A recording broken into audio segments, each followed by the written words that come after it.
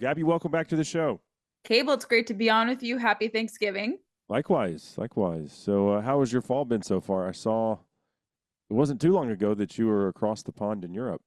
I was not to do really anything conservation related, unfortunately, but some assignments that are meaningful.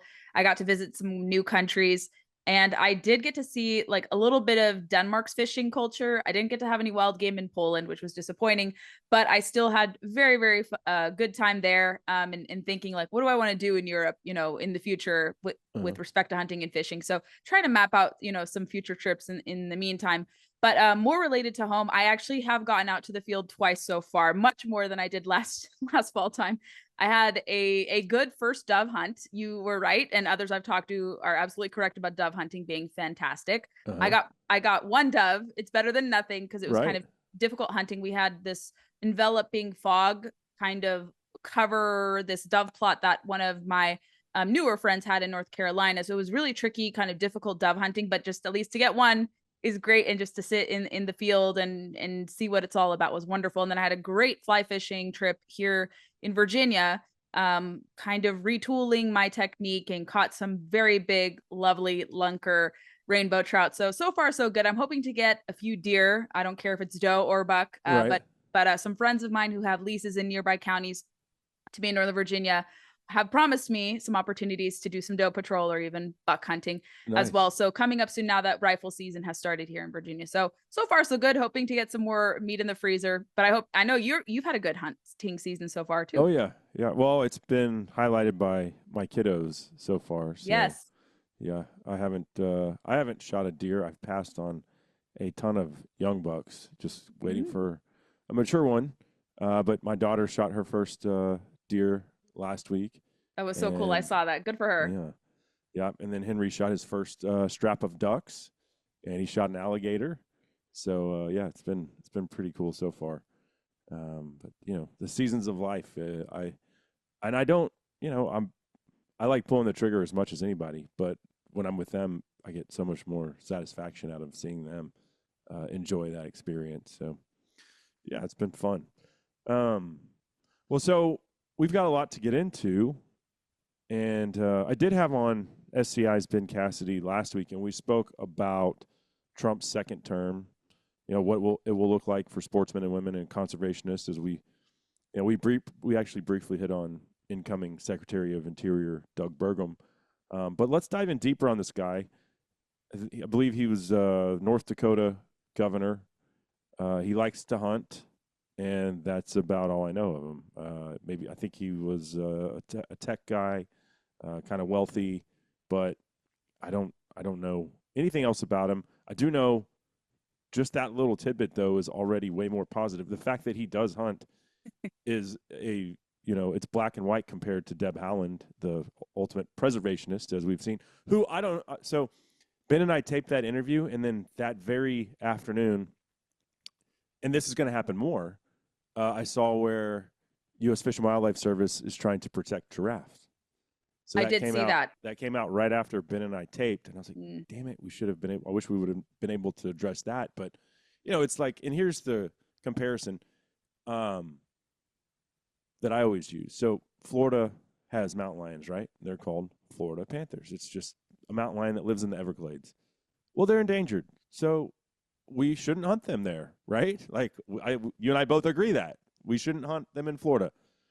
Does that mean that we shouldn't hunt them in Colorado or Idaho or Montana or Texas or anywhere else that they're thriving?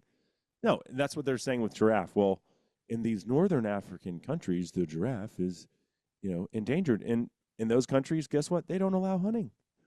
In the countries where they allow hunting, South Africa, Namibia, Zimbabwe, the giraffe numbers are thriving. So, but it's like this blanket statement of, well, they're giraffe are struggling. We shouldn't. We should just. And in the U.S. Fish and Wildlife's, in their proposal, they even acknowledged that the South African countries, the three I just listed off, giraffe numbers are not threatened, but because they have spots and look like the other ones, we're going to include them. Like, Mm. where's the science in that? I mean, this sounds like their grizzly bear policy here in Ugh. the States, like a blanket regulation to say, okay, no management because we feel like, one segment of the population is not doing well, so therefore all segments are not doing well. Of course, it's shrouded with anti-science dictates, and not surprising to see them do this like midnight order right as they round out their tenure. You're going to see even more directives, I think, before. If you remember, from the Obama years transition into the first Trump term, we had the midnight orders banning lead, tackle, and bullets on Fish and Wildlife Service lands, on the wildlife refuges. I bet you between now and whenever we do a follow-up conversation kind of previewing or assessing what is happening in a second Trump administration, you're going to see more blanket orders or some weird directive that comes at the last minute as they transition out. And, after 4 years of Deb Haaland's tenure, where she put in these non-conservation kind of priorities ahead of wildlife management, hunting, fishing, she had drag queens parading around as park rangers. She had eco-grief sessions at the Fish and Wildlife Service. She had all these different policies, which really just strayed away from the mission of the agency. And granted, a lot of people have criticisms about DOI. DOI has a pretty big civil force. I think there's 70,000 employees. There may be some consolidation that goes into the Trump administration, and a little consolidation I don't think will undermine the whole message. We're also probably going to debate even amongst ourselves. There's a lawsuit rather from Utah that may trigger, do we see the selling of public lands? Does that threaten multiple use? Even amongst conservatives who are conservationists, we may have that battle soon. So that's something where we're going to have to look to in the future. Right now, it's an issue kind of being kept at bay. But your question about Burgum, yes, there is a little bit known about him because he is more of an energy guy. And what I think people and your listeners have to understand about him is he has had some interesting positions that I may have not agreed with. In his capacity as governor, even though he wasn't against fossil fuels, he was kind of entertaining North Dakota achieving carbon neutrality. He was kind of buddies, maybe still is, with Bill Gates. And I don't think Trump would let him, in his friendship with Bill Gates, perhaps cloud the judgment and management of public lands, or allow for synthetic beef to be a priority, because that would be under the purview of Department of Agriculture. So I think even with some of his past ties, and there are a lot of Trump cabinet officials outside of our issues who have had some questionable ties. Nobody's going to be perfect. But if he can prove that he is not Deb Haaland, and from the basics that I know, I don't see that to be the case. Even if he has taken kind of some questionable positions a little bit here and there, he really is going to supercharge the oil and gas exploration, which have been severely depleted under this administration. And why I talk about energy production, of course, we have to weigh the trade-offs. Do we want overdevelopment? No, but we need some development, because everyone forgets, Cable, this from our previous conversations, you've talked about this, but actually increased oil and gas production as it stands now is going to be a boon to the national parks. Everyone remembers President Trump signed into law the Great American Outdoors Act. I believe maybe you and Ben touched upon this. Yeah. But when you have increased domestic oil and gas production, for instance, because solar, wind, and other energy forms are not, which are very problematic and intermittent and not as environmentally friendly, but they're so far not considered as part of the Land and Water Conservation Fund, which is this very pivotal fund to fund and replenish resources, parks, wildlife, trails, things of that sort. And it gets replenished because of offshore oil and gas lease royalties, which have been severely depleted. So people may want to bite the hand that feeds them. That these past 4 years, we did probably see a straining of that funding source. And also we saw the park maintenance backlog shoot up $9 billion. Dollars. I didn't know that. Yes. So even, this pro-environmentalist administration, which talks about bolstering the parks, and they're pushing 30 by 30 America the Beautiful, which is not a conservationist plan. It's a control plan. Right. So even with them having these platitudes saying, we're conservationists, we're so great for the environment, they couldn't manage to maintain the national parks and the infrastructure there. So they even shot the credibility of maintaining national parks out the window because of this $9 billion backlog across 4 years. Contra the law that President Trump signed into law. So I am optimistic, even with this increased oil and gas development, plus also the shoring up of nuclear, which is outside of Interior's purview. It's more Department of Energy.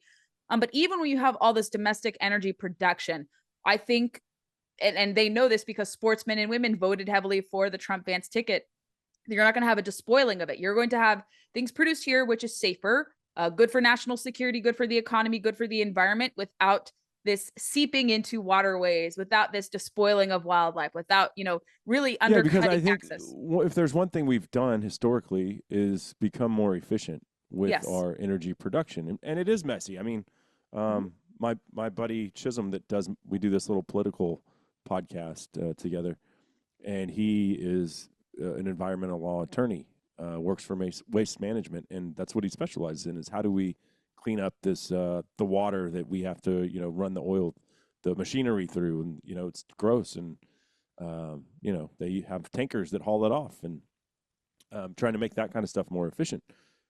But we've gotten a lot better at it, and I say that to say not every 75% of the places I've hunted in Texas have some kind of energy production on them. And the ones that are the most egregious are the damn windmills, the wind turbines, the little oil platforms. Not so bad. Guess what? The wildlife don't care. They like the roads. It's convenient. Just like we like to take the path of least resistance. Well, so does wildlife. And yeah, I mean, would it be great if we could just leave it all 100% pristine? Sure, but that's not realistic. Everything that we do in this world essentially comes from, in some form or fashion, oil production, right? So byproducts too. It is what it Everything is. we rely on, yeah. And this idea that we could just by 2030 flip this switch and be like, okay, now we're all driving electric vehicles. You sent me this clip from this new show. What's it called? Landman by Taylor Sheridan. It's his new it's like Yellowstone, but for the oil and gas industry, in a sense. Yeah, so I haven't watched it yet. But it's I did know Billy Bob Thornton was in it, and we'll just play this clip. I think it's about 1.5 minutes, but it's pretty telling. And for Taylor to we'll just play it, but this is pretty pointed, and there's a reason why he did this.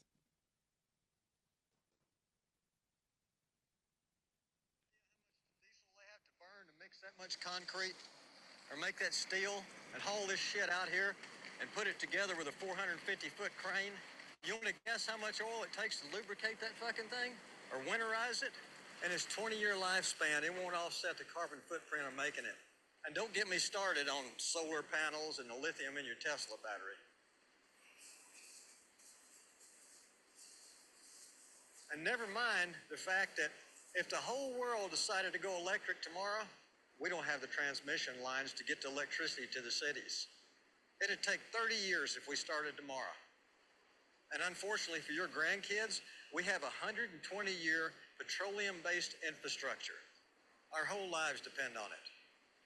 And hell, it's in everything. That road we came in on, the wheels on every car ever made, including yours, it's in tennis rackets and lipstick and refrigerators and antihistamines, pretty much anything plastic, your cell phone case, artificial heart valves, any kind of clothing that's not made with animal or plant fibers, soap, fucking hand lotion, garbage bags, fishing boats, you name it. Every fucking thing. And you know what the kicker is? We're going to run out of it before we find its replacement. So he's talking to, I guess, some activist type lawyer. Oh, it was a lawyer. Okay. It's a lawyer who's helping them. I won't give away spoilers, but a lawyer who's helping them to mitigate a problem of one of their oil wells exploding. And she's not the right person. They were supposed to be sent another representative, but it's kind of like typical Taylor Sheridan, where you have these kind of contrasting characters where it's like the hunter, conservationist, rancher, maybe having a dalliance with some crazy environmentalist. And there was Kevin Costner in Yellowstone.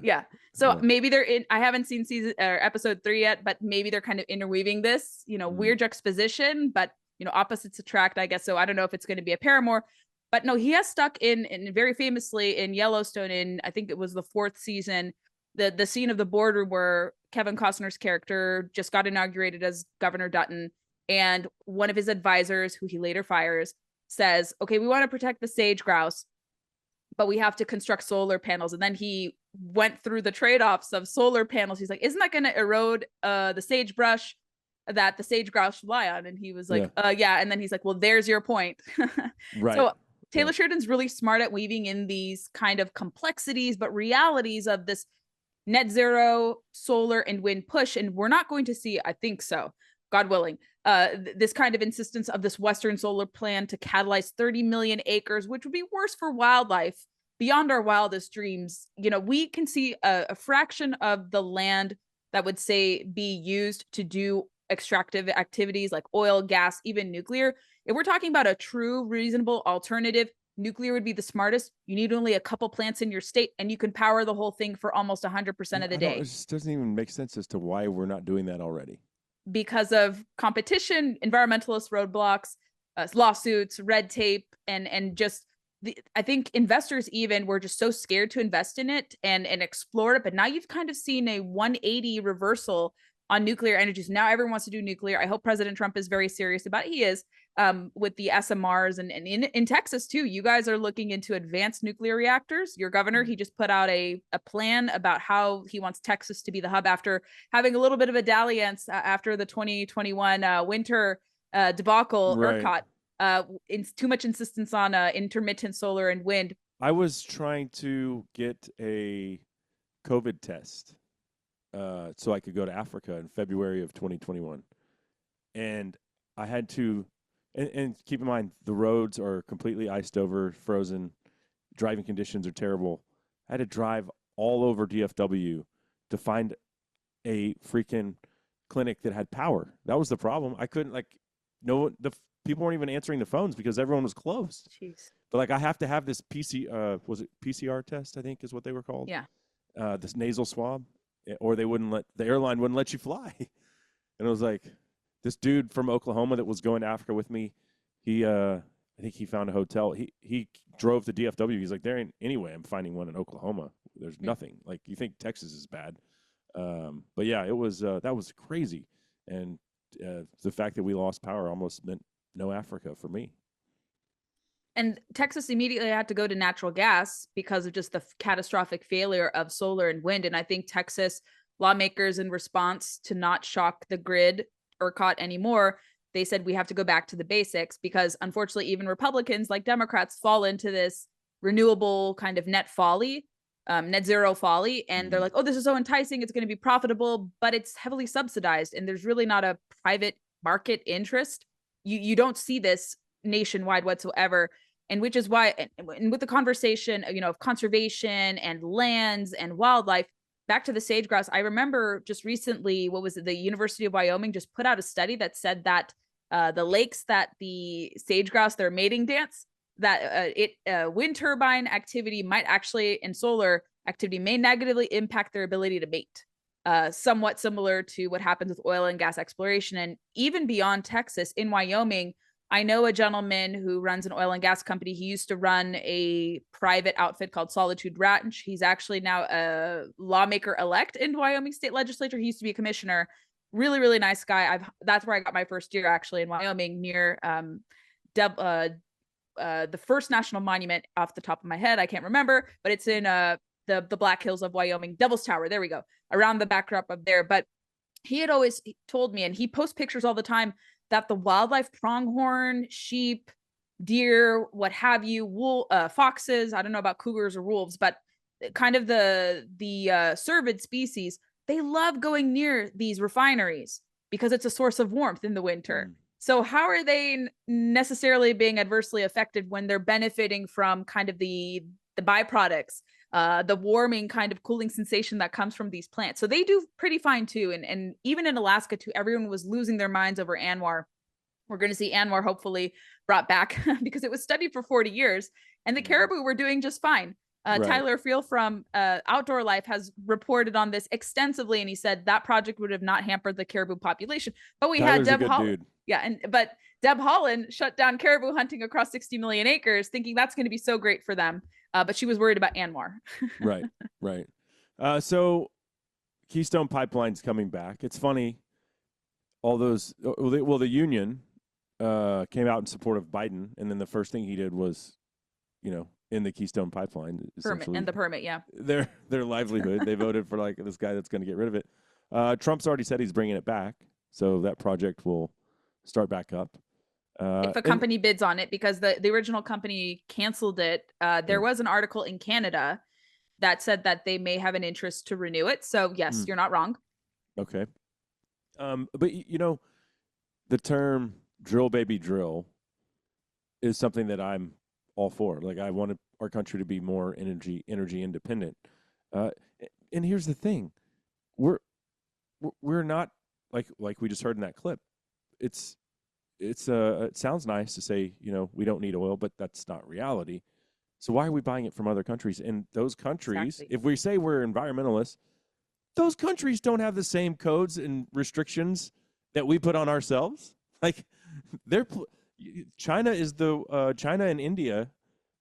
We don't get a lot of oil from them, but I think they're the two biggest polluters on the globe, and they don't play by the same rules as us. And China owns the majority of rare earth elements. Everyone keeps talking about them for electric vehicles and other derivatives, but rare earth elements are also essential for our cell phones and other products that we use. And so China owns the lion's share of it. And we have a lot of deposits in Alaska, Minnesota that can be safely resourced and refined. But because of regulations, we can't do it. I'm not saying we open up, every single thing, every single potential mine, but there are mines that are safely vetted, that could be securely, explored and safely explored, where we don't have to totally rely on China to get some of these rare earth elements that we need. Yeah. Well, and like you said, we shouldn't exploit it, right? Exactly. But there's a fine line of where does it make sense for us as a country to utilize our own resources versus buying them from an enemy. I mean, China's an enemy. So why are we who's made China the power they are? We have.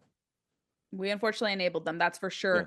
And it just makes no sense environmentally. Why would we import oil or rare earth elements, take all these extra steps, use more airplanes, further emissions? Well, we could do it here for a fraction of the cost, fraction of the emissions, and not feel guilty about employing slave labor on the top of it, or getting resources that are not environmentally sound from countries that don't have respect for the environment whatsoever. Like so the artisanal cobalt mines in the Congo, which is crazy. $2 a day those people are working. Labor. Yeah. So that term though, drill baby drill, something that you and I both are down with, but it's a term that it triggers some hunters and conservationists, mostly like the BHA crowd, right? Mm-hmm. What would you say should be our messaging? And I think maybe we're walking backwards here because we've already talked about it a little bit, but what should we tell those types who say, they voted Democrat because they think Republicans are going to sell off the public lands and they're going to drill and exploit everything? And I mean, I don't see that as reality, but they are concerned about it, and I get it. It's a legitimate concern from that side of the aisle. So how do we extend the olive branch to them and say it's going to be okay? We love animals just as much as you do. There's a way to reassure them, and I think you and I, if we see this incoming administration, stray away, because I'm not sure how you feel about public housing on federal lands. I think you have the same distaste like I do. A couple of our Republican lawmakers that we like and respect for many things might be pushing that. And I would actually vociferously oppose that, because the housing policies of the urban outposts and cities does not have a place in the rural areas. People go to those areas because they're trying to escape the urban centers, suburbia. Right. And that would just create an imbalance. There's no infrastructure to support such a need.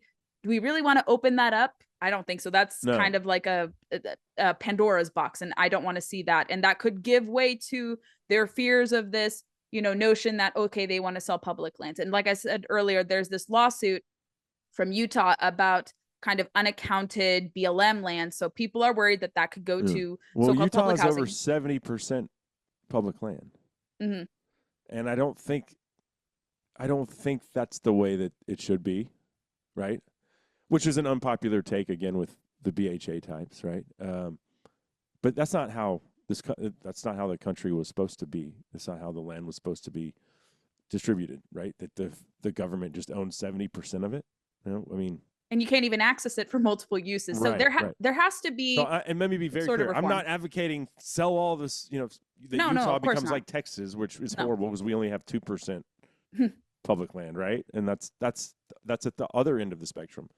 70 is probably too much. 2% is way too little. And I don't know what the magic number is, but there's a happy medium somewhere. But Mike Lee has long been, and Ted Cruz is his buddy, and they're kind of on the same train of thought as far as, well, let the states control it.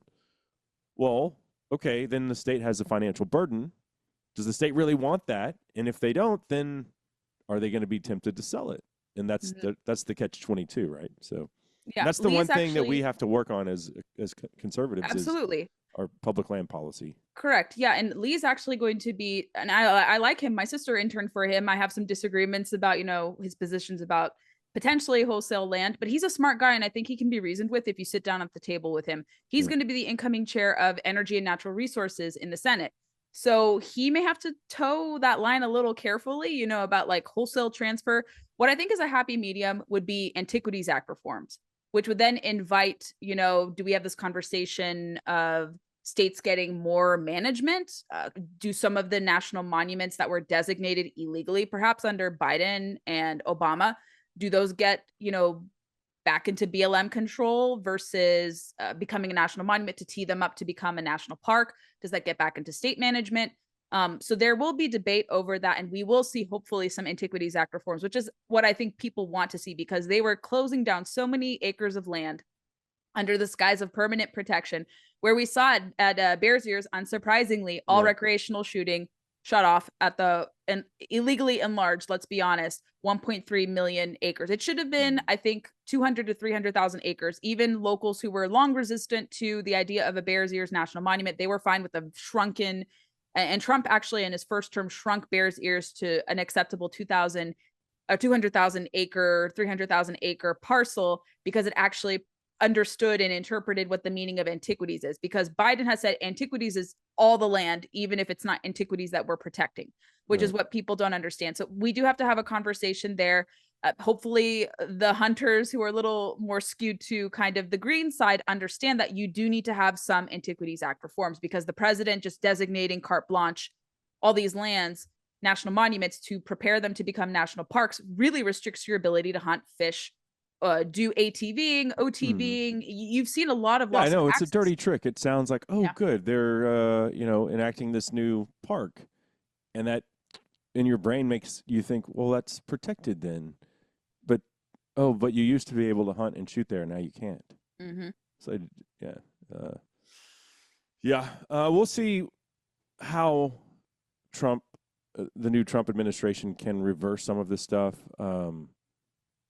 Like Ben said, like there's no way that the new wildlife refuges that came in as non-toxic only, like going back to reverse those would be a headache. Could be done, but probably won't happen. But the Bears Ears closure happened recently enough to where the incoming administration can probably do something about it relatively quickly.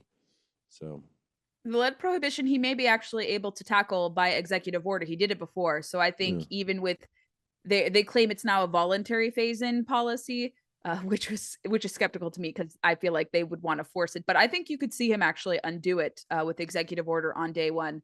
And I think anything that was enacted under Biden, whatever can be done by executive order, he will undo all those closures that we have talked about before. All these different directives, getting rid of these kind of climate platitudes that have really shrouded and burdened the agency and just made, them stray away from their mission statement. Obviously, the no net loss policy that you and Ben have talked about, no doubt, that'll be respected for sure. But like I said, even with Burgum's, going back to your original question, kind of, I think Burgum, who is this guy, Burgum? Yeah, so even with his imperfections or some kind of odd positions he's taken, he was in support of carbon pipelines. A lot of your listeners won't know really what those are. In the Dakotas, there's a big debate over whether or not those are truly viable, if they're safe. It's related to carbon capture, from my understanding, and carbon capture technology hasn't really been proving it. It's very expensive. And I don't see them putting carbon pipelines in BLM land, Forest Service land, fish, like that. That's not going to happen. So whatever he was kind of dabbling with, and he did sign off on, but I think he maybe pulled back from, do you remember in North Dakota at the Grand Forks Air Force Base, China was wanting to buy some parcels of land. He was actually kind of okay with it, but got a lot of pushback and canceled the deal. So hopefully, I don't think he's in agreement with selling public lands to China, but that was a little strange that he was kind of okay with that deal initially until the blowback happened. So even with his imperfections, I think President Trump will keep him in line. keep him focused on the energy stuff. I think he will try to build rapport and restore relations with sportsmen and women who were really just sidelined this past administration, even though, of course, a lot of our friends in different groups that kind of work with both Democrat and Republican administrations, they did go to meetings, they did get their voices heard, but we even saw a lot of people who would traditionally be favorable to Democrats say, okay, this refuge climate rule makes no sense. It puts climate above wildlife management on these national refuges. So we even saw center left people in our midst not very happy with some of the policies. They thought it was too radical even for their liking. So I think we're going to see a balance. I think it's just a matter of us engaging whoever he selects his staff, him more. I hope he's going to bring more sportsmen to the table. I think he will. And he's probably going to lean on his expertise or his interest in hunting and fishing. I know, like we talked about, he's an avid bow hunter. He claims he's a conservationist. So I'd like to see him communicate that more. We'll see, what kind of social media he's going to have. If he's going to be active as a way to communicate with hunters and anglers. I know the SEIs of the world and other groups are probably very excited about him coming back because, and also he was always like, he's not going to take away or restrict your ability to use guns and even probably archery equipment on federal lands. He might even support expansion of archery, perhaps on public lands to hunt. That might be interesting because that's his preferred method from what I understand. So he's an interesting pick, and I think he's going to bring balance even to the energy development side, move away from the offshore wind nonsense that one of his sub-agencies it deals with, because it really does have adverse effects on the whales. And why do we want that activity? And then it's also coupled with, are they installing the turbines in the path of where those vessel speeds are? I think it's not a coincidence that it is. Those are prime fishing grounds where they're installing a lot of these turbines or wanting to install the turbines. So the fishermen are losing to offshore wind, which is a heavily subsidized industry, which is not a profitable industry. And the energy they produce is like not good whatsoever. Right. It's really weak electricity, very expensive. Your electricity costs are going to go up. What's with the charade? Like, I don't get it. Like, because of all this federal spending, that's really what it is. Environmentalism thrown out the window. Who cares about these endangered whales? Let's, we're on the path to do this. I'll be honest with you. I don't really care about those whales that much. The right whales. I don't want to see any species go extinct, but you can't shut down the entire East Coast fishing, whether it's recreational or commercial. You can't shut it all down because of this one species that, you know what, sometimes, and I hate saying this as a conservationist, but sometimes stuff just goes extinct, and that's the reality. And does that mean that we should be like, I don't want that to happen. It would bother me if those whales went extinct, but at the end of the day, they were the reason why they're called the right whale is because they're stupid and they were easy to hunt. No, I'm serious. Did you know that?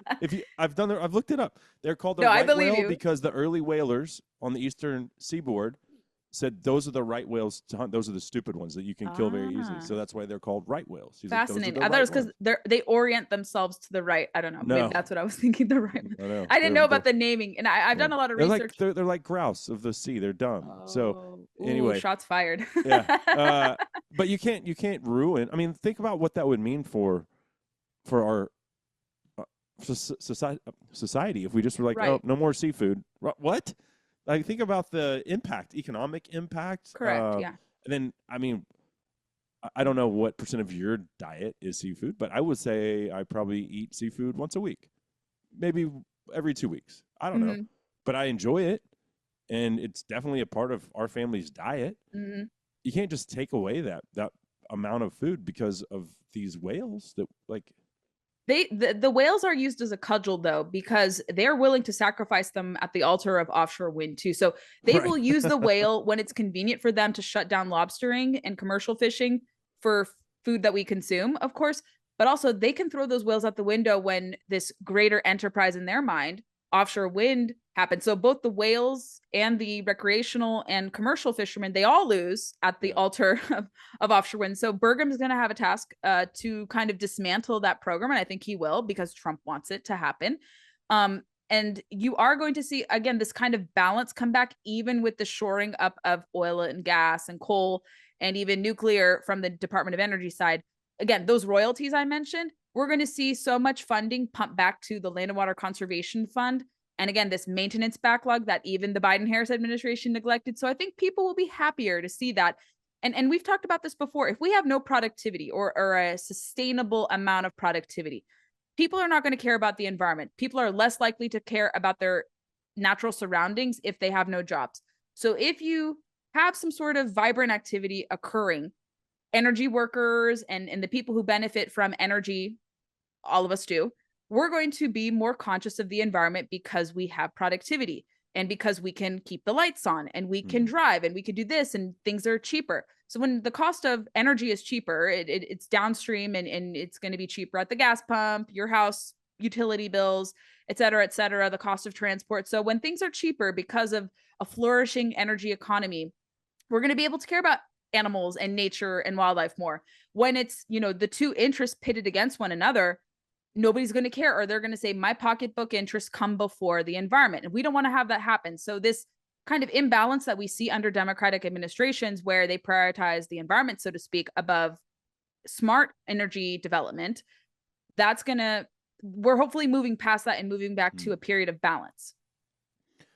So as far as like this whole, like the giraffe example I gave you, and you said expect more of that, right? Expect more of this. At the 11th hour, we're going to usher in all of these backdoor mandates. Isn't it going to be just as easy for Trump just to reverse those, like through executive order on day one? Yes. So it's really just a game. It's like to placate their supporters, to say, look at us, what we're doing. They may try some funky maneuvers where they may try to codify this permanently. I don't know how they can, because most of it can be subject to repeal under a incoming administration, but they're trying to do some weird business like this at the EPA and some other ones to codify their rules permanently. But I don't think that's going to happen at Interior or Fish and Wildlife Service, because they could be easily revoked with the swing of a pen. Yeah.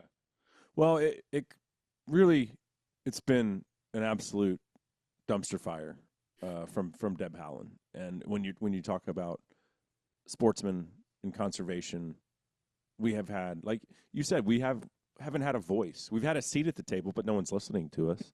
It's like, oh, those hunters, we don't really care about them. But they exploit our excise taxes. Yeah. They love our excise taxes. Absolutely. So it'll be interesting to see, but I think everyone is certainly, well, not everyone, because not all sportsmen voted for Trump. The majority of us are very excited about getting rid of Deb Haaland and the Biden administration and what that means for the future of wildlife and hunting and fishing going forward. Switching gears a little bit, we had this great victory in Colorado. We defeated Prop 127. We've talked about that on the show in detail. But new news broke that SCI and Sportsmen's Alliance they're the two major players in this lawsuit, but they are suing two Colorado Parks and Wildlife commissioners that came out and publicly supported Prop 127, which violates Colorado law. And historically, going back to when they voted to reintroduce wolves, well, I tried to get the head of Colorado Parks and Wildlife on the show. And you know what their PR person told me? They're not allowed to comment on it. And I said, there's a gag order on them. Right. Yeah, so what is what is the department's take on wolf reintroduction? So we're not allowed to comment on it. I said, so there's a gag order. And she goes, no, it's not a gag order. We're just not allowed to comment on it. I was like, it's a gag order then, right? It's a gag order, obviously. And the reason why you can't comment on it is because historically, like the last time they tried to do this, and they failed, but Colorado Parks and Wildlife publicly said, no, we're opposing wolf reintroduction. Well, so then the next round came, and there was the gag order, and they're like, we can't talk about it. So apparently in Colorado law that there is some kind of statute that prevents officials from commenting on ballot box initiatives. So these what are their names? I don't know. Do you have it pulled up? I know we were looking at the article earlier. Jessica Bellevue, I think, and I have Jack it here. Murphy. Jack Okay. Murphy. So they're well known to be anti-hunting commissioners, which is another problem. Why are you serving on the Parks and Wildlife Commission if you're anti-hunting? That's red flag number one. Mm-hmm. But yeah, they put out an op-ed that was pro Prop 127, criticized the East Slope Mountain Lion Management Plan, which has been successful, and that actually unanimously passed last week. That new East, I guess the West Slope is the one that has been successful. This is the new East Slope Management Plan. But yeah, rather than following the law, these two published an opinion piece in support of their personal ideologies. And so now we have two heavy hitters in Sportsmen's Alliance and obviously SCI that are, and I love to see this. We already won. Prop 127 is defeated, but you know what? You broke the law. Now we're going to try to hold you accountable for it. So we'll see how that plays out, but that's fascinating that we are, for far too long, we as a hunting community just kind of sat back. And so just, and we took it on the chin a lot of times because we were just reactive. And now for us to be like, you know what, we're coming for you. F around and find out. This is the deal now. So I love to see that. I think that's the strategy going forward. While we don't have to really worry necessarily federally for the next 4 years, of course, we're still going to have to make sure that they don't do any, funny business or, put certain interests ahead of others and really prioritize sportsmen's rights. And they will. I think we saw this before. We'll see it again. We'll just make sure that they don't do anything with like public housing on federal lands, because that would be a disaster, or some wholesale transfer. They know that if they do that, they're going to lose even conservative sportsmen out west. So I know that Burgum is going to toe that line very carefully, but we're going to have to go on the offensive in these kind of stubborn states like Colorado, California, the Northeast, wherever they may try to do this, or some attempt at subverting wildlife management science. So the fact that in Colorado, this victory was witnessed was fantastic. I think because they learned from the forced wolf reintroduction how disastrous that will be. And I think it's cost even millions of more dollars than was anticipated or slated to be administered or appropriated for such a wolf management just the reintroduction. Anyone can look at it, even if you like or you claim to be a wolf conservationist. I like wolves. I think all of us like wolves and we respect them. They just have to be managed like anything. I like looking at the one on my wall a lot. No, but I mean, like, they have a place in the ecosystem. Absolutely. I don't disagree with you. I'm not anti-wolf. But they pro-wolf management, because anything you reintroduce is going to have to be managed. Like, that's what the wildlife science calls for. You don't have to have a degree. You don't have to be a scientist yourself. But from what we can surmise from the experts who we lean on for this kind of testimony, anyone who's testified about grizzly wolf management. Gag order. Expert. You're an expert on wolves. Gag order. Not only Colorado, I've never heard of this before, but they definitely have done it on purpose because they regret probably that this transpired and that they have to go through with this. I bet you if there was a whistleblower, whenever this gag order could be lifted, there's going to be a lot of whistleblowers who say they botched this big time in Colorado. Let's hope this is never repeated in a different state. Maybe there'll be some hearings in Congress now that we have, a trifecta, where they could bring these people before and say, okay, what is this mismanagement going on in Colorado? If they're going to have something about ballot box biology, or maybe investigating into these nefarious organizations that are tampering with wildlife management. I would like to see that. We don't know if that's going to happen, but that'd be kind of cool to see a hearing in natural resources on that. But these states are now on high alert, hopefully. And this resounding defeat of this ballot box measure is maybe a warning sign to California, Washington State, Nevada, not so much anymore. What would be another example? New Mexico, I feel like, is going to be flirting with this type of behavior as well. And then perhaps the northeastern states where these and Midwestern states like a Wisconsin and Michigan or Minnesota, I feel like would be kind of this playground of where this would happen, but the Northeast as well. But these states are going to be on high alert. And I hope these Wildlife for All type groups and these Washington wildlife groups, they're going to be on high alert and nervous, because this cohesiveness of coming together that we saw from Coloradans for Responsible Management, Dan Gates, Howl for Wildlife, SCI, Safari Club, Sportsmen, everyone coming together who may not always agree on different things to defeat Prop 127 gives kind of impetus and momentum for any similar efforts to face the same resistance that we saw here in Colorado. So I'm optimistic there. And it means, we can momentarily celebrate this, but we still have to get back to work. To be on high alert. Complacency is the biggest threat, right? So people saw, what is at stake with just this incremental ban of management. And when you have that, and everyone's understanding now, I think, that your favorite form of hunting is not safe.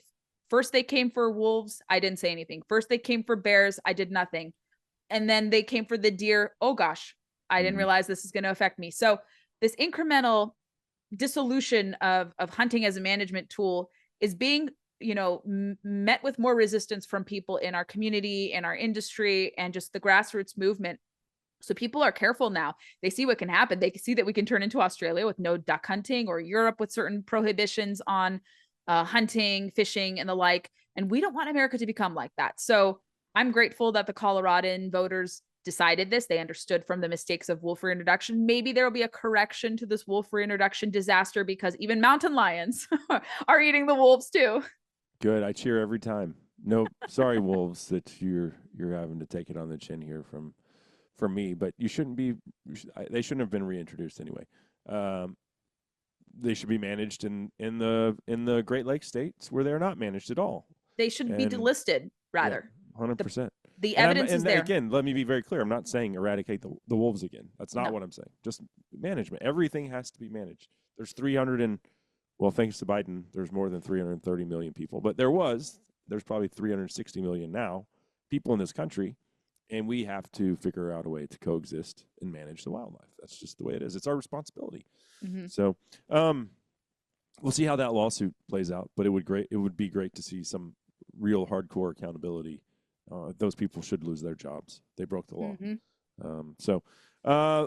One other thing to mention here is, and I was just taking a sip out of my Yeti cup here,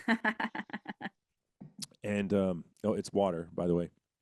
But you sent me this text, and I was very surprised to see that Yeti, because you would think after the Bud Light fallout and Target and some of these other companies with all of their DEI propaganda. ESG, yeah. Mm-hmm. Well, with Bud Light, it was propaganda. I mean, here's this dude, Dylan Mulvaney, we're going to say is a girl, and we're going to parade him around and put him on cans. And now that wasn't a very popular thing to do in American society, and the blowback was swift and it was felt. Now Bud Light's back to advertising in UFC fights. They're back on course, right? Which I don't even like Bud Light, but it's a total 360. Yeah. Yeah, 100%. But to find out that Yeti has DEI mandates in their company policy, number one, I don't think that they would have wanted that information to get out, but it is. I don't know who did the investigative reporting there, or if it was. A lot of times it's just an employee that has screenshots of a PowerPoint or something that. Maybe a whistleblower from the inside. I bet you this is an acquaintance of mine who found this. They kind of vet and look into companies, even legacy companies like Yeti, because I have Yeti products too. I don't always agree with their decisions, but if they're taking kind of this leftward lurch and their clientele discover this, they may not be happy and say, why don't you stick to creating cool products and great branding instead of your dalliance with people and segments of the population who won't even buy your products. Granted, I don't think they care what people do in their bedroom. They want people of all orientations, whatever, genders. But what I sent you was very interesting in terms of they have these reports and they have these mandates and they have this kind of all these other corporations, and the public is steering away from this. And now the public has the tools to criticize these companies and say, hey, you're going to lose me as a customer. Or perhaps, certain sponsors may pull back, or different people may say, Yeti, I don't agree with this decision until you reassess, your plan or your ESG report, or, go back to the basics of your company. What made you really stand out as a hallmark, cooler and drink maker, drink holder maker. People want corporations, even those that are outdoor adjacent, to stick with the basics, stick with what you're best known for, creating good products around a cool lifestyle in the great outdoors.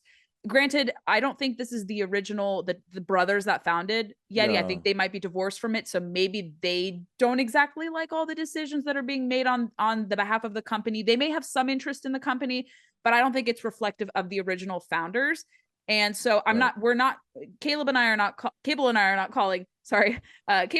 calling out Yeti or any cancellation. But if this becomes circulated more, and I think more and more people will discover that they may have these plans. A lot of companies do, unfortunately, because they're worried about bullying from these activists who, again, are not their clientele, but they want a virtue signal and say, okay, hey, avoid attacking us. Look at us. We have this, we have this kind of like X on our door, protect, kind of like Passover. And I don't want to insult, Passover or anything of that sort, but it's like a way to make themselves absolved from any wrongdoing. That's virtue signaling is all it is. Yes. Yeah. It's like, hey, look, we're cool with everyone. We hire based on skin color rather than who's the most qualified person for the job. And it goes back to like American Airlines saying, well, we're going to hire X number of African-American pilots. Okay, that's great. Are they qualified? Because my life is in their hands. Yeah. And I'm all for it. Like, it's true. There should be people. If there was the same candidate, same qualifications, I would say, fine, give the tiebreaker to the minority, right? But if one candidate is clearly better than the other, then that's why sometimes I'm like, why is skin color even on a job application? Why does it matter? Are you qualified or are you not?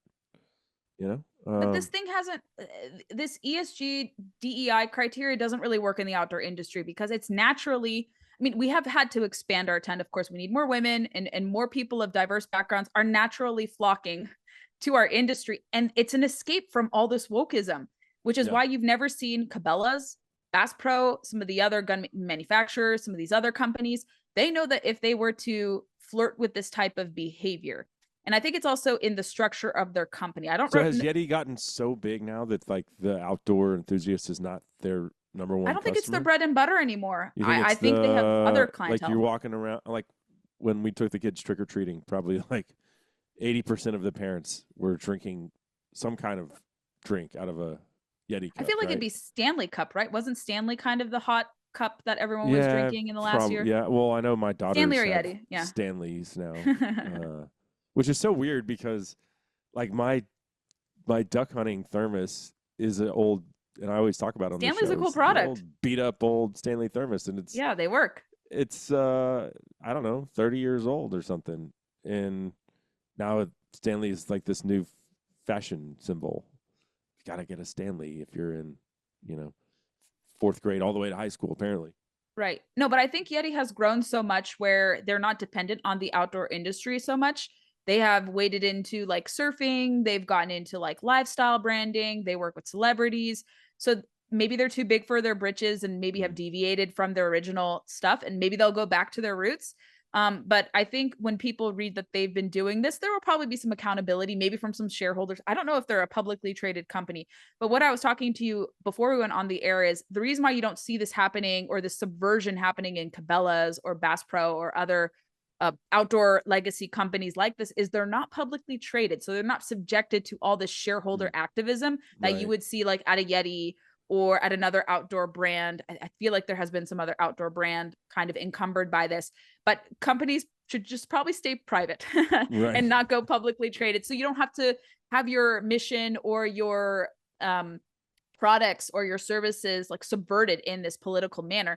And you're starting to see across all industries, even outside of the outdoor industry, people want companies just to be non-political. Just stick to what you're good at. Make cups, make coolers. Just stick with that, because people are lectured constantly in politics, in social media, and they don't want the products and companies they trust and that they love and that they confide in to get stuck into this culture war as well. So I think you're going to see pushback even to them. Even though it's not really overt. This is kind of just like wonky people that I know that have started to discover this, but it's probably going to expand more. People will learn more about what Yeti is doing in the near future, just because it's not going to be hidden. People are going to be like, what is this company doing? They're known for outdoor stuff. We don't want them to be hijacked. So there will probably be some accountability, and they may pull back these plans with this kind of discovery. But yeah, I think overall, the outdoor industry has attracted people naturally. We've done great outreach. We could always improve. Of course, we've attracted diverse kinds of people, and that's wonderful because we want the outdoors to be welcoming to everyone, but we don't have to virtue signal in the process. And I think actually when people come to the outdoors, that's not our intent, but I think people tend to become more conservative when you have to defend yourself, when you have to learn how to build a fire, when you have to learn how to fish, have to do this. So you kind of are naturally exposed to conservative values. You don't have to be a conservative or a libertarian, but it's just naturally inclined that way with self-sufficiency, fending for yourself, replenishing your diet, knowing where your things come from. It is inherently conservative. And you know what else goes along with that? Just wanting to be left alone, like that, which is why conservatives like, government, get the hell out of my life. don't tell me that I can't go hunt a mountain lion in Colorado. Show me the science that says that I shouldn't. No, just, leave us alone. We're just over here doing our thing outdoors because we like the peace and quiet. And sometimes we don't want to be around people. Like, just leave us alone. Yeah. All Americans of all demographics, they don't want to be lectured when they're hiking on a trail, when they're going fishing, because that takes the fun out of it. And if you have someone who's being a jerk, you can call them out, if they're not welcoming of people. We do that all the time. We say, hey, stop doing this, or we'll kick you out of a club or whatever. But I would say compared to other industries, we haven't had to resort to this virtue signaling to bring in people, because it's just there's no way that can function. And also these people, sometimes I talk to kind of lefty people. I have some friends who are kind of in this category, but they're not like rabid leftists, but they're like, I don't want to be lectured to. They don't have the purple hair. No, and they don't want to be known as tokens. Like there's a whole discussion with people, even who are kind of like center left, working in the outdoors, wanting to expand access for people. They really hate when their fellow kind of like white liberal women, hikers or virtue signalers, when they lecture like what outdoors outreach should look like. Minority outdoor participants hate that. They hate being tokenized. They hate being lectured at too. So you can't win with this type of virtue signaling. Just make it more welcoming. Everyone can have different views, but keep the mainstay of what makes this industry so great. And you can polish your technique wherever you have to do, but this kind of progressive lecturing does not work. It just can't, because when you're in the wild face to face with a bear, is recanting guilt or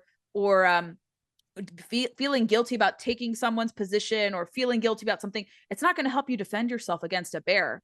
This can't work in the real world. You can't think of these political extraneous things and worry it's going to help you in nature. It's not going to help you survive an attack by wildlife or some sort of unforeseen event. Like, yeah, nature is pretty apolitical. Yeah, it does not care what you look like, how you vote.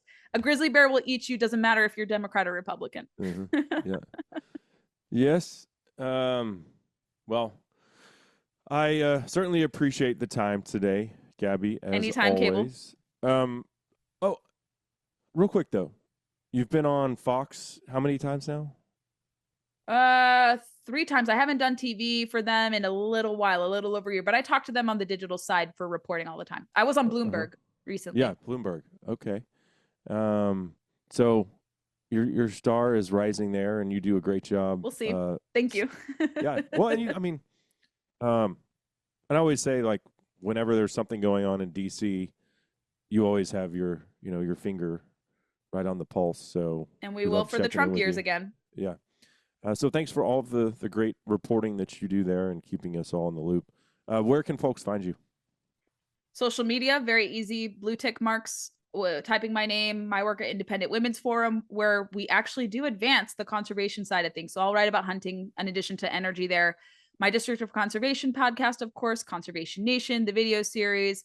Again, very approachable on social media, even do some YouTubing as well. And then I have the Sportswoman Show, which is my female-oriented outdoor podcast, which we release on a bi-weekly or monthly basis sometimes, depending upon what my producer does.